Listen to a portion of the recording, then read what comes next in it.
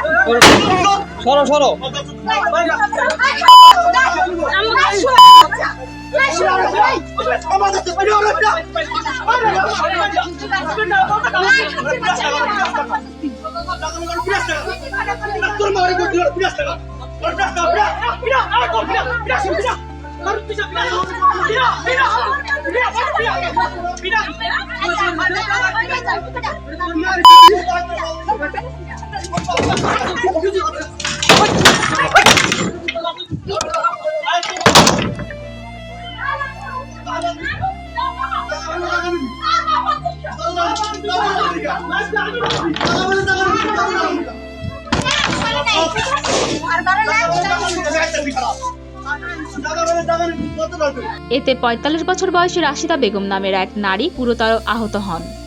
বর্তমানে তিনি মাদারীপুর সদর হাসপাতালে চিকিৎসাধীন।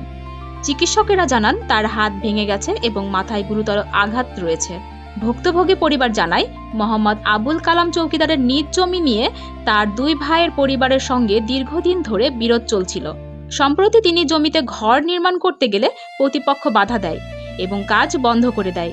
অভিযোগ রয়েছে, ঘটনার দিন প্রতিপক্ষের লোকজন সংঘবদ্ধ হয়ে লাঠিসোঁটা ও ধারালো অস্ত্র নিয়ে হামলা চালায় এবং বসতঘরে ভাঙচুর করে।